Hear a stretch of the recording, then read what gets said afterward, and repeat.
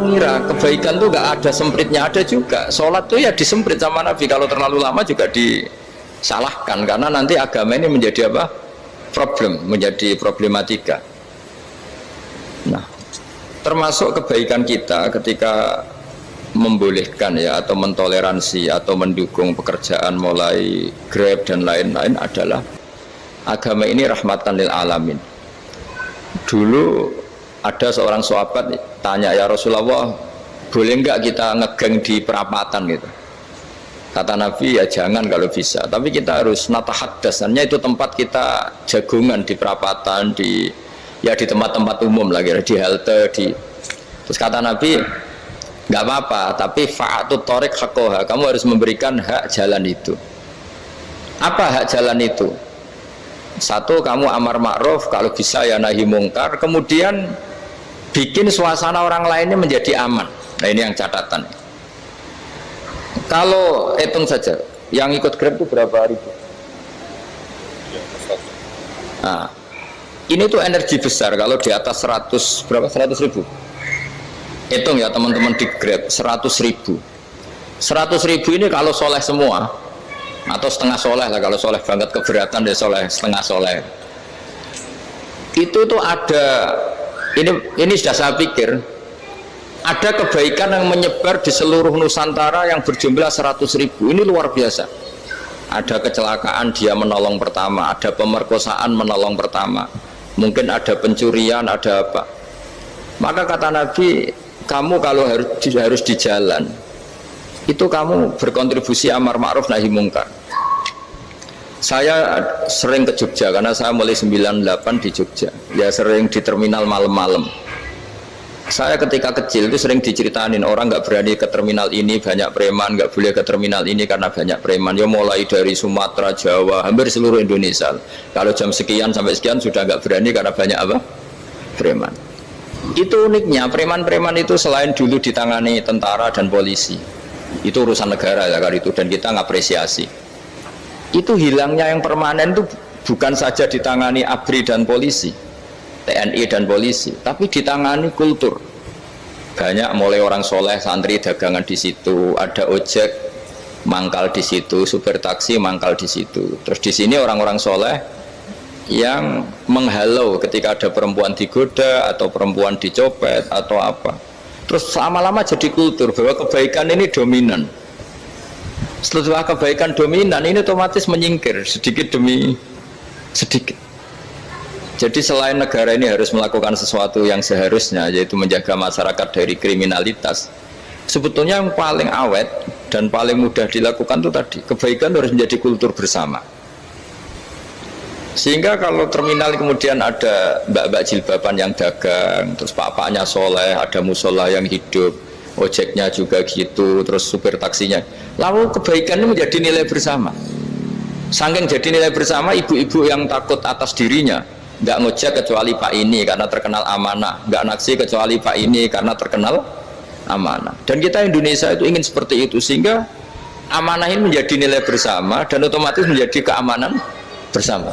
Corong Jawa itu tego nitipno anake karena dijamin aman, tego nitipkan istrinya juga karena dijamin aman. Nah, kalau kebaikan ini juga menjadi satu nilai jual dan kita bisa mengawal secara serius, itu alhamdulillah betul. Nah, dimulai dari mana? Satu, mental kita takwa. Kedua, sistem sosial, bahwa kita terkoneksi oleh indukan ya, juga terkoneksi oleh kepolisian. Maksudnya karena kita terdaftar, kalau ada anak hilang kan tinggal ini yang bawa wahyu misalnya. Nah, jadi saya mohon, semohon-mohonnya, kebaikan ini harus jadi nilai bersama. Setelah terminal itu banyak orang baik, otomatis yang ini tuh menyingkir itu. Akhirnya apa? Nanti yang bos-bosnya toko itu ya hanya nitipkan sama orang soleh, yang mau nge-grab juga hanya titip sama yang soleh, begitu seterusnya, sehingga jadi siklus kebaikan yang bersama.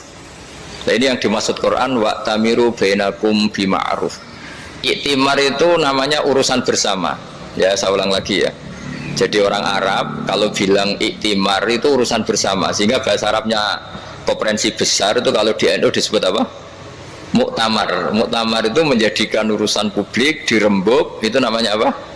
Muktamar. Nah, di antara kebaikan yang diinginkan Islam itu wa'tamiru bainakum bima'ruf. Urusan kebaikan ini menjadi urusan apa? Bersama. Ya saya contoh itu kecil saja, itu mesti dikandani sama orang-orang tua, jangan di terminal ini sampai jam ini, jangan di perapatan ini ketika sudah jam begini. Tapi barokahnya orang soleh bertebaran di mana-mana itu. Yang tukang grab ya di mana-mana, yang penjaga toko ya banyak yang soleh, yang ngojek, yang macam. Sehingga di terminal itu nyari tempat sholat ya gampang, cari tempat duduk ya gampang, nyari orang amanah ya gampang. Bahkan lama-lama yang nggak amanah ini nggak laku. Dan ini yang kita inginkan. Dan ketika nggak laku, akhirnya dia kalau ingin laku harus amanah, atau ingin laku harus tobat. Nah, agama ini urusan bersama, sehingga Allah mengistilahkan wa'tamiru bainakum bima'ruf. Jadikan kebaikan ini urusan bersama. Sehingga karena ini urusan bersama, ketika kita jadi kiai juga harus, kalau misalnya tadi ada Gojek kok makmum, atau Grab kok makmum, atau supir bis kok makmum, kiainya harus cepat sholatnya, jangan baca surat Baqarah, nanti diomel-omelin penumpangnya. Begitu juga ibu-ibu menyempatkan jamaah, waktunya ada lama, di rumah sudah ditunggu anaknya yang masih menyusu. Makanya Nabi ngendikan idza amma ahadukum as-sholata falyukhaffif. Kalau kamu jadi imam, sholatnya harus relatif cepat. Fa inna fihim ad-dhaif badal hajat. Di antara makmum itu yang banyak punya urusan. Selain ada yang lemah, ada yang punya banyak urusan.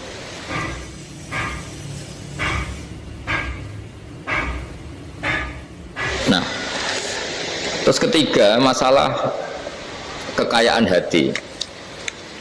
Kekayaan hati ini penting sekali, karena rata-rata teman di Grab itu kan miskin lah. Tapi jangan miskin sampai miskin hati itu. Bahwa kamu nyari nafkah itu sudah ibadah, berkelana di bumi Allah juga ibadah, menyaksikan macam-macamnya orang itu juga ibadah. Bahkan menambah khazanah ilmu. Di antara warisan ilmu yang kita dapatkan dari Rasulullah SAW, misalnya kamu jalan-jalan, punya kaki dua, punya tangan dua. Gara-gara jalan-jalan sering ngerti orang yang buntung. Alhamdulillah meskipun saya hanya Grab masih punya kaki itu. Terus ketemu orang buta ya gitu. Alhamdulillah ladzi afani mimma btalaka bih. Alhamdulillah saya terselamatkan dari seperti itu. Sehingga melihat orang maksiat juga gitu. Saya meskipun gini terselamatkan dari jari tempat maksiat, dari, sehingga hidup itu tidak nelongso gitu. Ada nilai lebih yang kita punyai. Jadi di antara kebaikan Islam adalah orang disuruh ingat sisi nikmat. Nah, kalau nikmat itu sudah ada semua, kata Imam Ghazali, nikmat hidup. Kata Imam Ghazali, jika nggak ada kenikmatan yang Anda punyai, kamu datang ke kuburan. Disuruh datang ke kuburan. Dan kamu bilang begini, kenikmatan kembali ke dunia adalah kenikmatan yang diinginkan mulai yang mati zaman Nabi Adam sampai kiamat. Jadi kalau Fir'aun yang pernah jadi raja, Namrud, semuanya, bahkan orang-orang soleh sekalipun, kalau kamu tanya keinginan terbaiknya apa? Ingin kembali hidup untuk membenahi kesalahannya zaman hidup.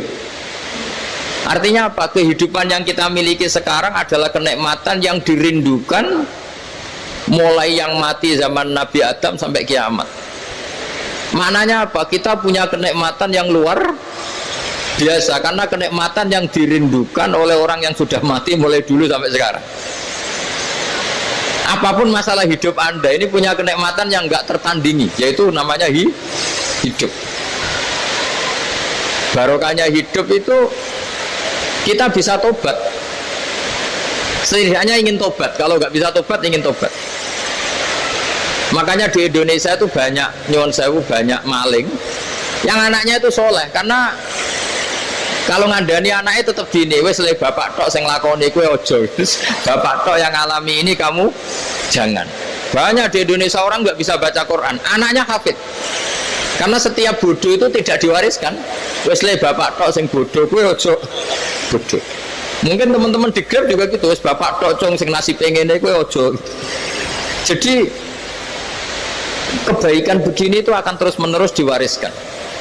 Sehingga banyak orang tidak tamat SD anaknya dosen, nggak tamat SMP anaknya dekan. Karena setiap dari kita itu cita-cita kebaikannya menurun ke anak cucunya, keburukannya berhenti di dia. Cara wong Jawa itu bapak tok sing nglakoni. Nah, di sini saya jelaskan tentang kekayaan rohani. Jadi saya mohon ketika Anda jalan-jalan ngantar penumpang itu harus sering muji Allah Subhanahu wa taala. Ya, saya bacakan ayatnya, at-taibunal abidunal hamidun. Orang baik itu yang tobat, yang ahli ibadah. Di antara definisinya itu as-saihun, yang sering jalan-jalan. Siaka itu jalan-jalan. Jadi orang paling bejo sak dunia itu sampai harus jalan-jalan ibadah dapat uang. Tapi syaratnya ibadah. Sekali tidak ibadah dapatnya masalah kan. Sering gonjekkan orang cantik terus ingat istrinya tidak cantik. Sering gonjekkan orang yang sopan, yang santun terus ingat andekan ini istri saya di rumah rewel gitu. Jadi kalau kamu tidak taat itu adanya penyesalan. Di lampu merah ada orang naik Ferrari, naik Alphard, sementara kamu di rumah hanya mobil butut, kadang malah tidak punya mobil. Jadi kekayaan rohani itu dimulai dari mana? Dimulai dari taat. Cara berpikir itu taat, bukan maksiat. Sekali Anda cara berpikir maksiat, maka adanya hanya penyesalan. Semakin pengalaman di luar, semakin penyesalan. Karena di luar sana banyak orang yang dapat nikmat yang lebih dari Anda. Tapi sekali Anda taat, kamu akan mensyukuri apa yang Anda miliki dan tidak pernah ingin sama yang dimiliki orang lain. Sehingga orang-orang yang sering pergi itu sama Allah dipuji. Jadi tidak ada nabi kecuali di antara ibadahnya itu jalan-jalan. Fasiru fil ardi. Sehingga semua nabi itu mesti pernah melakukan perjalanan internasional. Rasulullah Muhammad SAW pernah jalan-jalan sampai ke Syam, padahal beliau orang Mekah. Nabi Ibrahim yang orang Syam pernah perjalanan sampai ke Mekah. Karena di antara kearifan itu ya dimulai dari apa? Jalan-jalan tadi. Kamu ngerti orang yang macam-macam. Makanya di antara kebaikan umatku kata Nabi itu siyaha fil ard, sering berkelana. Tapi tentu untuk mengambil pelajaran. At-taibunal abidunal hamidun as-saihun. Nah, agama mensupport itu. Sehingga kata Nabi, jika ada orang kok sholat qobliyah, ba'diyah semuanya di masjid, sama Nabi ditegur, la taj'alu buyutakum kuburan, rumah kamu jangan jadikan kuburan, harus dapat jatah apa? Sholat. Kata ulama, kalau ada orang sering sholat di satu titik, itu ditegur, kamu harus ganti titik yang lain supaya saksi bahwa kamu di bumi sholat itu banyak. Jadi kita ya punya nilai positif juga tentang apa? Karena kita sering siyaha, kalau bahasa Arabnya itu sering keluyuran, saksi kita kebaikan juga banyak. Tapi pesan saya paling pokok tadi ya, jadikan komunitas kebaikan itu punya nilai jual. Syukur-syukur fid dunya hasanah wa fil akhirati hasanah. Ya kita bersyukurlah di Indonesia itu. Saya masih ingat kecil saya itu ya sekitar saya umur 15-14 tahun. Setiap mau pergi itu pesannya orang-orang yang sering pergi itu jangan masuk terminal jam ini di perapatan ini, karena yang namanya preman itu dulu dominan. Sekarang sampai jam 2 ada orang pakai jilbab, kadang ya orang pakai peci, yang nggak pakai peci pun ke musola terus. Yes, pokoknya kebaikan itu jadi komunitas dan jadi nilai jual. Bahkan tadi misalnya ibu-ibu yang pergi malam itu kan mesti ada orang-orang yang jadi langganannya karena terkenal apa? Amanah. Yang dititipi anak juga pilih orang yang terkenal apa? Amanah. Nah, nilai amanah ini harus kita jaga terus supaya kamu ya bisa bekerja, orang lain juga nyaman karena amanah tadi. Allah juga senang karena amanah itu perintahnya Allah Subhanahu wa ta'ala. Dan Indonesia harus menuju ke sana. Pemimpin juga harus gitu. Pemimpin bawaannya amanah, bawaannya apa, yang memilih dia juga senang karena nggak malu lah. Tapi kalau kita milih ternyata kita pilih tahu-tahu ditangkap KPK kan ya malu gitu. Dulu kita kampanye mati-matian ternyata dia ditangkap KPK. Tapi kalau dia amanah kan ya senang. Sama kalau tukang Grab ketangkap satu karena penodaan atau karena pengkhianatan, yang malu juga semua karena kadang-kadang nanti digeneralisir seakan-akan semuanya seperti itu. Tapi dengan reputasi panjang nggak pernah terjadi apa-apa dalam Grab kan otomatis lainnya juga terangkat. Nah, ini yang dimaksud wa'tamiru bainakum bima'ruf. Jadikan kebaikan itu urusan bersama. Makanya andekan negara itu sudah mengoptimalkan polisi, TNI untuk meringkus preman, oke itu baik. Tapi ya lebih awet lagi kalau itu ditopang apa? Masyarakat. Karena yang nggak amanah terkucilkan, terus akhirnya grabnya nggak laku, akhirnya dia dipecat, akhirnya kan yang maksiat hilang, yang kriminal hilang, yang ada hanya grab-grab yang baik. Begitu juga di dunia apapun, itu yang dimaksud wa'tamiru bainakum bima'ruf. Jadikan kebaikan ini urusan apa? Bersama.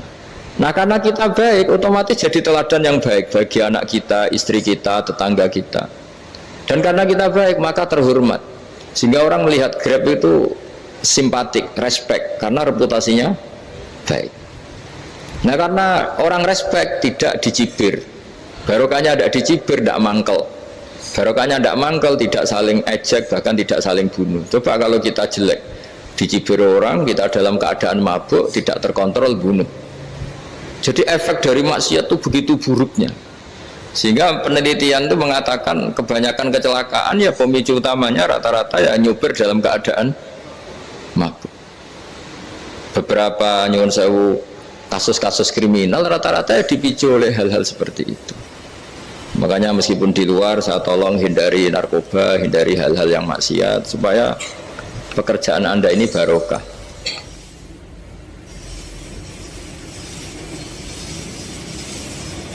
Kemudian yang terakhir saya beri ijazah tentang Al-Fatihah ya, karena ini surat yang populer. Kalau saya ijazahi Quran 30 juz pasti sampean nggak hafal. Atau ijazah surat Baqarah, kalau mau Baqarah mau. Ijazahi surat Baqarah mau 2 juz setengah. Mau Mas Asep? Ya Fatihah aja yang gampang ya. Nah, ya kulhu Fatihah ini paket ringan ini. Tapi pahalanya apa? Besar. Ini beda ya, artinya selama ini mungkin Anda baca tapi monoton ya. Tapi ini saya bacakan teks aslinya tentang istilahnya itu mazaya itu kelebihannya Fatihah. Saya baca Arabnya dulu, nanti ini terakhir ya, ijazah tadi kan saran-saran umum tentang sosial. Ya, pokoknya jadikan kebaikan itu punya nilai sosial yang baik lah. Jadi nanti orang yang nggak amanah nggak laku, ya calon bupati, gubernur, presiden yang nggak amanah juga nggak laku. Begitu juga kiai yang tidak amanah juga nggak laku, suami yang nggak amanah juga nggak laku, istri yang nggak amanah juga. Sehingga kebaikan ini jadi nilai sosial yang dalam tanda kutip sudah keniscayaan. Yang diinginkan Allah itu seperti itu, bukan kebaikan yang dipaksakan karena kekuatan negara. Maksudnya kalau bisa kebaikan itu tidak usah dipaksakan. Memang sudah satu kebutuhan.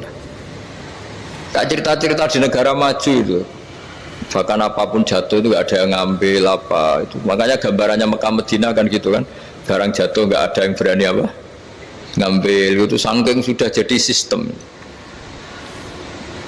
Sehingga banyak negara di Eropa itu yang sampai nggak punya tentara, nggak punya polisi karena kebaikan sudah. Nah kita kan masih capek, polisinya aja capek, apalagi masyarakatnya, karena kebaikan itu belum jadi nilai apa bersama. Nah kita selain ditopang negara, ada polisi, ada tentara, itu kita usahakan kebaikan itu jadi nilai apa bersama. Ya, tadi wa'tamiru bainakum bima'ruf. Dan kita punya reputasi yang bagus dalam bab ini. Saya masih ingat kecil saya itu yang jilbaban hanya keluarga kiai. Sekarang rata-rata masyarakat itu jilbaban. Dulu yang sekolah SMP, SMA itu jilbaban kadang dulu malah dilarang ya, harus sama seperti itu seragamnya. Sekarang sudah boleh dan nyaman. Lama-lama yang dapat simpatik ya yang pakai pakaian model tertutup seperti itu. Lama-lama gamane cara wong golek mantu ya golek yang seperti itu daripada yang blodor. Lama-lama jadi nilai bersama. Ya ingin saya seperti itulah. Di terminal juga sama.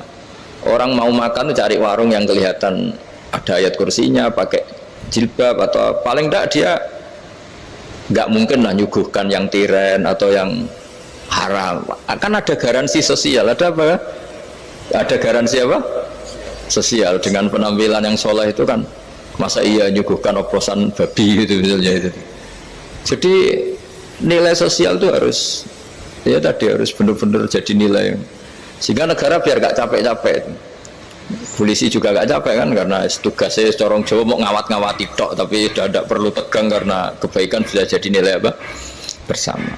Ya, ingat-ingat ya ayatnya tadi, wa tamiru bainakum bima'ruf. Jadi kebaikan itu harus jadi nilai bersama. Iktimar itu menjadi urusan bersama. Makanya kalau kita rapat besar disebut apa? Muktamar. Muktamar itu urusan bersama. Ya tadi imamnya sholat juga menopang Gojek karena nggak lama-lama nopang Grab, nopang Kernet, nopang penjaga Indomaret, penjaga bensin, pom bensin. Nah dia hanya punya waktu 5 menit terus imamnya baca Baqarah kan. Iya imamnya mursyid, mungkin dia tambah lama tambah dapat aplaus dari muhibbinnya, tapi makmumnya dia tambah lama tambah dapat penghormatan dari pecintanya, tapi kitanya wah khusyuk wali kan, dia dapat status naik lah, kita yang sudah tidak ikut jadi wali diganggu apa pekerjaannya. Kalau ada imam seperti itu sampai mufarokoh saja, niat ya Allah sampai sini saja saya makmum orang itu, silakan orang itu punya urusan sendiri dengan jenengan, ya sudah atau salib saja apa ya itu boleh. Kalau dalam fikih namanya apa? Mufarokoh. Mufarokoh itu niat, tapi kamu jangan langsung selonong mufarokoh, niat dulu pamit sama Allah bahwa sekarang mau mufarokoh. Ya, tapi ya jadi sholat yang aneh kan, imamnya masih rukuk, kamu terus sujud, terus apa-apa selesai ya. Mungkin dalam pandangan itu orang lain ini maksudnya makmum gimana ini kok begini. Tapi sudahlah Allah Maha tahu. Nah, insya Allah dimaklumi. Ya saya baca tentang Fatihah ya, karena sampean pasti sering baca Fatihah. Supaya apa sekaligus jadi jimat lah gitu. Jadi kalau kamu sering di jalan-jalan yang mungkin sepi atau mungkin kan tidak semua teman Grab itu nasibnya bagus yang di Semarang Jogja, mungkin yang di Kalimantan di Papua kan ada yang 10 kilo gak ketemu rumah ya kan, yang lihat di TV-TV itu kan kasihan kan, sudah 10 kilo gak ketemu rumah, penumpangnya kewekar preman tuh kan, ini makan orang enggak kan udah kan ujiannya dua. Kalau penumpangnya cantik itu ya kecoba syahwat, kalau preman takut, jadi orang itu selalu ujian itu. Sing sedengan itu kan jarang orang itu. Jadi kalau penumpangnya perempuan cantik ujiannya itu syahwat, kalau preman ujiannya ketakutan. Kalau orang yang lemah bau uang ujiannya kamu ingin garong. Jadi hidup itu memang semuanya ujian. Liyabluwakum ayyukum ahsanu amala. Makanya saya sering ditanya oleh teman-teman, Gus, nah ujiannya kenal wong wedok elek piye? Sama, kenal wong ayu ujiannya syahwat, kenal wong elek ujiannya ngenyek, itu sama-sama dosa. Syahwat ya dosa, ngenyek juga dosa. Welek keriting untuk metu ya dosa, ngomong gitu. Kadang-kadang orang berpikir enak kancanan wong elek gak dosa. Kata siapa kancanan wong elek itu ya dosa, karena bawaannya ngenyek. Ngenyek itu menyepelekan itu. Makanya saya itu ya nggak mau berteman sampean. Nanti kan bawaannya ngenyek atau seneng ya tidak tahu. Ya sudah ada takdir saja, kalau ketemu ya tak ulang ngaji gitu. Tapi ini ngaji terakhir, setelah ini ngaji biasa aja, tidak usah resmi gini. Ngaji kok resmi aneh. Pokoknya nanti suatu saat kalau pandemi sudah berlalu saya akan ngaji Rebona, ini ngaji. Ini ngaji yang kurang bagus karena ngatur kiai kurang berkah ini. Nanti tapi ya lumayan lah masih mau ngaji. Ngaji kok tanggal ini jam ini. Sekarang suatu saat kamu tak panggil, Mas Wahyu datang ke sini jam ini, tidak mesti bisa. Mungkin pas ada acara apa, oh, maaf ke sini pas ngecek pas apa. Jadi ya sudah, tapi tak maafkan, enggak apa-apa. Takdir ya. Tak bacakan supaya sampean tahu keramatnya bismillah. Nah sebelum saya bacakan bismillah Fatihah, tak beritahu tentang ilmu tafsirnya karena ini penting sekali. Fatihah itu dawuhnya Allah, tentu itu dawuhnya Allah. Saya ulang lagi, itu kalam Allah. Tapi yang sudah diberikan kesampaian ke kita semua, sehingga seakan-akan itu menjadi dawuhnya kita ke Allah. Jangan salah loh ya, Fatihah itu dawuh Allah, tapi sudah diberikan ke kita, sehingga posisi kita itu yang punya itu. Nah kenapa ini perlu dijelaskan? Karena nanti ada kalimat iyyaka na'budu wa iyyaka nasta'in. Kalau itu masih kalam Allah, berarti Allah ngomong ke kamu, ngendikan ke kamu, kepadamu aku menyembah. Masa Allah menyembah kamu? Nah sehingga ilmu tafsir itu menyelesaikan itu dulu ya. Saya ulang lagi ya, sebelum sampean sering baca Fatihah, aku yakin ya sering baca, tapi barokahnya tidak paham itu tidak pernah janggal. Enggak paham itu ya penting supaya tidak iskal, tidak janggal. Sebetulnya di kalimat itu ada yang janggal. Kalau Fatihah itu kalimatnya Allah atau kalam Allah, Bagaimana dengan kata-kata iya kana budu? Masa Allah ngendikan ke kita, kepadamu kami menyembah. Masa Allah menyembah kita? Maka penyelesaiannya secara ilmu tafsir gimana? Semua ulama mengatakan, bukan satu dua, semuanya mengatakan di Fatihah itu semuanya diberi kawalan kalimat. Saya ulang lagi ya, di Fatihah itu semuanya diberi awalan kalimat qulu, katakan wahai hambaku begini. Ya, katakan wahai hambaku begini. Nah, begini ini pelajaran dari Allah yang sudah diberikan ke kita. Terus kita mengatakan bismillahirrahmanirrahim, alhamdulillahirabbil, termasuk kita mengatakan iyyaka na'budu wa iyyaka nasta'in. Jangan bayangkan Allah ngendikan ke kita. Kalau Allah ngendikan kita berarti gini, hei wahyu ihdinas siratal mustaqim, tunjukkan saya jalan yang benar. Nah nanti kamu terus, ya Allah, Anda aja minta tolong saya minta tolong siapa kan, jadi panjang kan. Ya, saya ulang lagi ya, jadi itu di Ulumul Quran diterangkan gimana sebelum baca Fatihah ya. Fatihah itu kalamullah, ngendikannya Allah, tapi yang sudah diajarkan ke kita dan sudah milik kita, sehingga kalimat itu menjadi milik kita. Tapi ya kalamullah, tetap kalamullah, tapi sudah menjadi milik kita. Udah paham ya? Ya pinter nah.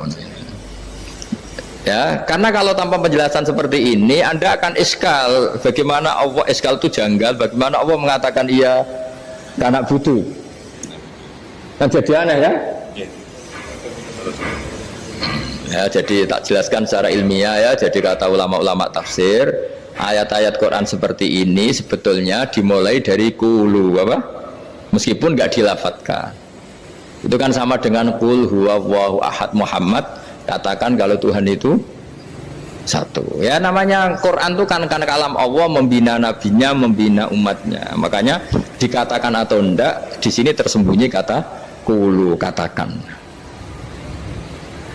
Ya, jadi ya ibarat apa itu, kamu ngajari anak kamu lah, le panggil jenengan bapak kulo, itu maksudnya anak itu, kalimat itu kalimat kamu, tapi kamu ajarkan ke anak kamu, terus anak kamu bilang pak jenengan bapak kulo.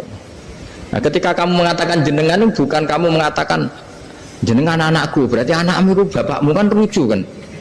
Anak kamu ajari jenengan bapak kulo, kamu engkau bapak saya. Terus anak kamu mengulang jenengan atau kamu bapak saya. Berarti itu kalimat yang kamu ajarkan, tapi sekarang sudah milik anak kamu. Kalau itu kalimat kamu kan lucu, masa anak kamu bilang bapak. Nah itu seperti itu. Jadi ulama memberi solusi atau jawaban iyyaka na'budu. Ya itu sebelumnya ada kata-kata qulu, katakan wahai hambaku, hubungan kamu dengan saya adalah katakan iyyaka na'budu wa iyyaka nasta'in. Terus hubungan kamu dengan saya katakan juga dalam doamu ihdinas siratal mustaqim. Jelas ya, jadi itu kalam Allah yang sudah milik kita karena diajarkan Allah untuk kita. Dong ya? Ya sudah dong ya, gak jelas ya. Tapi bagus, gak jelas itu bagus. Kalau kamu jelas gak jadi dikrem, jadi gubernur. Min azimi fadliha kasratu asma'iha wa fadail ukhra. Ini cerita dramatisnya surat Al-Fatihah. Qala Abu Hurairah radhiyallahu anhu inna iblisa ranna khina unsitat Al-Fatihah. Jadi iblis itu begitu kesakitan. Ini kitab Abwaabul Farad karangannya Syed Muhammad Alawi, juga kutipan dari beberapa kitab. Yang jelas beliau sendiri juga ngutip dari beberapa riwayat di beberapa hadis. Halaman 1, 2, 3. Ketika Fatihah turun itu iblis kesakitan, kayak orang sakit gigi lah, tersiksa sisanya karena turunnya surat apa? Al-Fatihah. Artinya kalau Anda baca Fatihah dijiwai, maka Anda melemahkan setan, melemahkan iblis. Wa qala Mujahid khina unzilat Fatihatul kitab ronna fastama indahu asyayatin. Jadi ketika Fatihah itu turun, iblis itu terkapar lah kira-kira, sampai dijenguk banyak setan.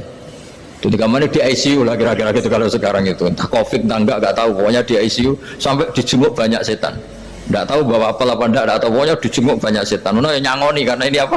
Ketuanya apa? Pingsan, sakit. Jadi iblis itu sakit sampai dijenguk Anak buahnya setan-setan. Ya, semoga kalian semua tidak kenal setan. Kalau kenal berarti teman, apa?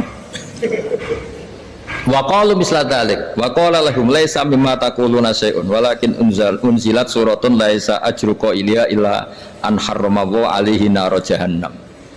Saya ini bukan sakit fisik kata iblis. Kamu tidak usah jenguk saya, datangkan dokter terbaik, tidak usah. Saya ini tidak sakit fisik.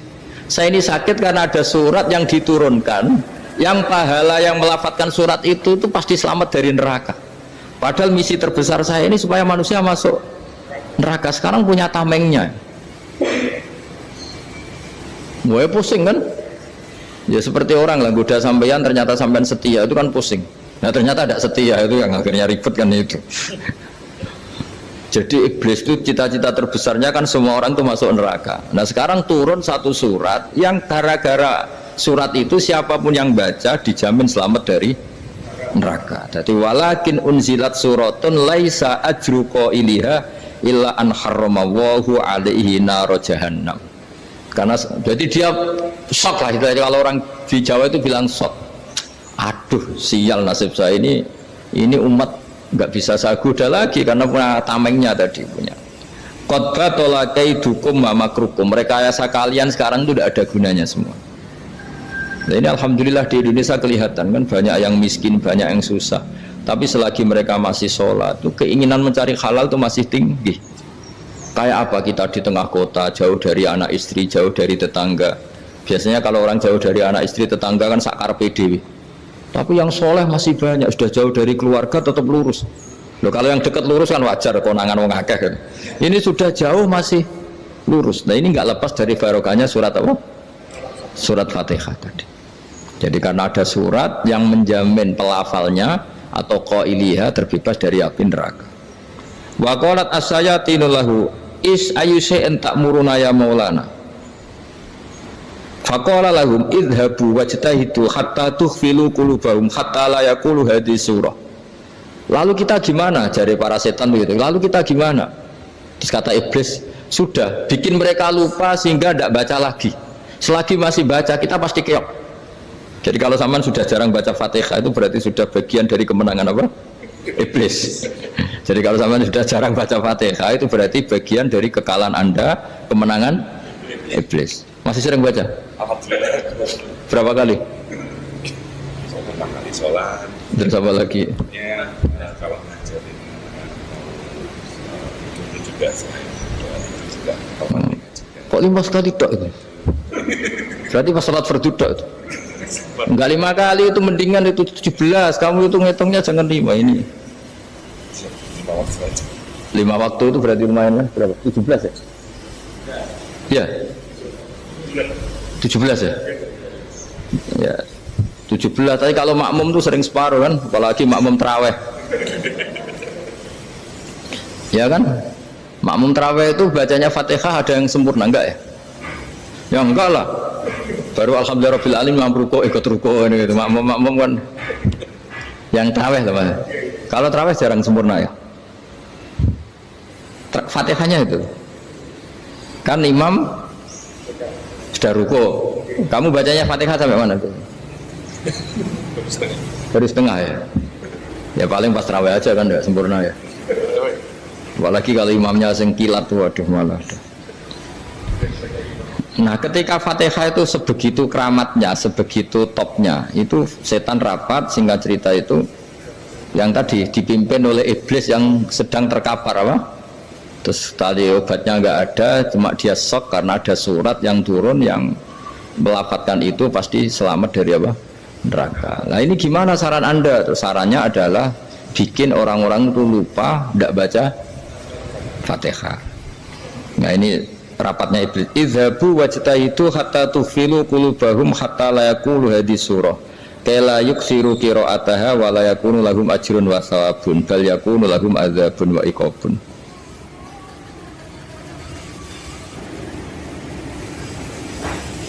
Jadi saya mohon selama ini Anda sudah baca, tapi mungkin hanya rutin saja. Napa rutin saja? Tapi barokahnya ngaji ini kamu punya kekuatan atau punya semangat membaca karena ini surat yang luar biasa. Ibarat gini, kalau sampean tanya, saya juga sering mikir.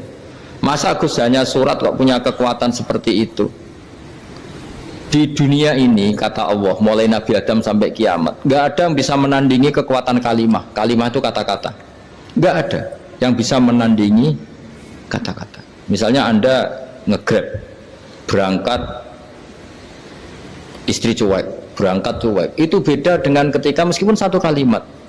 Wes Pak, muga-muga dilindungi pangeran, mungkin-mungkin jenengan selamat. Itu menjadi teduh dan semangatnya luar biasa karena kayak mendapat support. Jadi kira-kira kalimat itu hubungannya kita dengan Allah, Fatihah itu seperti itu. Kamu melafadzkan satu kata-kata yang dibenarkan langit bumi, dibenarkan aras, dibenarkan malaikat, dibenarkan semua penghuni di dunia ini. Sehingga itu efeknya luar biasa. Itu seperti gini ya, kamu cerai sama istri, terus nikah lagi katut babon. 10 tahun anak kamu dididik, ibunya benci kamu, dan memang Anda layak dibenci. Dididik. Dan sampai nggak pernah manggil kamu Pak. Suatu saat kamu tentu rindu kan ingin dipanggil bapak oleh anak kamu. Suatu saat anak ini manggil kamu Pak E.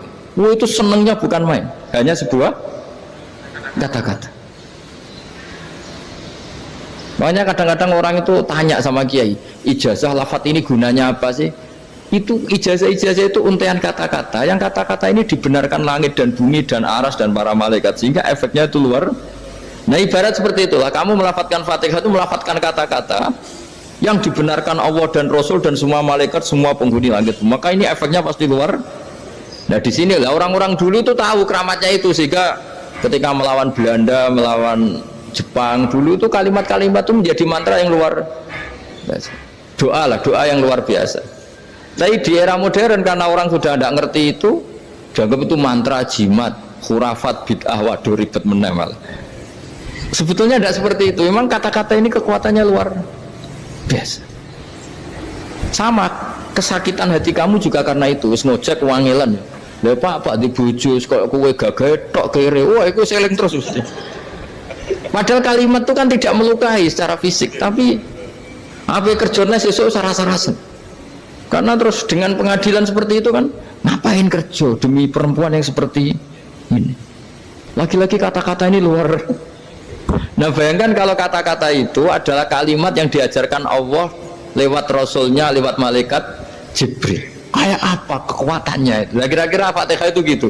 Kalimat yang baik, kalimatan thayyibah diajarkan oleh Allah dan Rasul. Kayak apa kira-kira kekuatannya? Pasti luar biasa. Wong support yang dikatakan istri kita, anak kita aja luar biasa, apalagi ini support yang diajarkan Allah dan Rasul. Ya makanya saya mohon kalau baca Fatihah, baca kalimat-kalimat thayyibah ketika sholat itu dijiwai. Ya misalnya Rabbana lakal hamdu mil'us samawati wa mil'ul ardi wa mil'u ma syi'ta min syai'im. Engkau zat yang layak dipuji, dan pujian ini memenuhi langit dan bumi. Karena kita tahu nggak ada sejengkal di alam raya ini kecuali di situ ada rahmat Allah. Misalnya kamu bisa lewat sampai rumah saya, kamu mungkin anggap biasa saja. Coba kalau ngalami likuifaksi, tahu-tahu bumi ini ambles, bisa ngelewati yang likuifaksi itu luar. Tanyakan orang pernah ngalami likuifaksi di Sulawesi, itu melihat bumi bisa diinjak gak ambles itu, wah luar. Nah, sama nggak ngalami itu sehingga lewat bumi ya biasa aja. Coba kalau ngalami seperti tidur, ya biasa aja. Coba kalau ada gempa, bahwa bumi tenang ini sudah nikmat yang luar biasa. Masa kamu ngakui nikmat nunggu digituin? Ya kan? Nah, makanya baca Fatihah dijiwai lah bahwa ini kalimat yang luar biasa. Nah, saya teruskan ya. Warwa Muslimun fi sahihihi an Ibnu Abbas radhiyallahu anhuma annahu qala bainama Jibril alaihi salam qaidun dan Nabi itsami anaqidan min fawqih farafa'a ra'sahu faqala hadza babun minas sama futihal yawma lam yuftaqadu ilal yaum fanazala minhu malakun faqala hadza malakun nazala ilal ardi walam yanzil qattu illal yauma fasallim waqal absyir binuraini qad uti tahuma lam yu'tahuma nabiyyun qablak Fatihatul kitab wa khawatimu suratil baqarah. Jadi suatu saat Jibril ini jagongan kira-kira gitu sama Rasulullah, tahu-tahu langit itu gemuruh. Karena langit gemuruh kata Jibril terus semuanya ngangkat kepala ke langit, ini pintu langit baru ini dibuka, yang sebelumnya tidak pernah dibuka seperti ini. Turunlah malaikat. Yang malaikat ini pun malaikat spesial, yang nggak malaikat murahan lah kira-kira gitu. Yang nggak pernah turun ke bumi kecuali juga saat itu. Dengan penyambutan yang luar biasa, dengan semuanya tidak pernah terjadi. Hanya karena bahas surat Fatihah. Jadi ini surat yang luar biasa. Pengawalannya lewat malaikat yang spesial, nggak pernah turun di bumi kecuali saat itu. Penyambutannya juga nggak pernah seperti itu, baru seperti itu. Jadi semuanya itu spesial. Nah, kenapa ini spesial? Karena di situ ada isi puja-puji kepada Allah Subhanahu wa Ta'ala. Ada ikrar kita, Alhamdulillah Rabbil Alamin, Ar-Rahmanir Rahim. Ikrar ini penting. Kalau contoh paling gampang gitulah. Kamu punya istri selama ini cerewet terus. Suatu saat ngomong, Pak, tak angen-angen rawono wong lanang koyo sampeyan. Wah, itu langsung tidak ada lelaki sebaik engkau. Itu sama senengnya, masya Allah. Karena ada ikrar dari seorang istri ke kamu. Nah, bayangkan kalau ikrar kita sebagai hamba diakui oleh Allah Subhanahu, maka ikrar ini akan dicatat sebagai kebaikan kita yang kita panen nanti di akhirat. Karena ada ikrar. Kita ikrar bahwa Alhamdulillah Rabbil Alamin. Kita ikrar Ar-Rahmanir Rahim. Kita ikrar Maliki Yaumiddin. Kita ikrar Iyyaka na'budu wa iyyaka nasta'in. Sampean misalnya jadi orang Indonesia, ketemu orang Indonesia yang makmur di Jerman, terus lupa Indonesia. Kamu orang Indonesia? Enggak, saya enggak orang Indonesia. Mangkel gak kira-kira? Mangkel. Karena salah ikrar kan gitu. Ya, jadi saya mohon jangan anggap kalimat itu hal yang biasa, tapi luar biasa. Nggih, ngoten mawon. Assalamualaikum warahmatullahi wabarakatuh.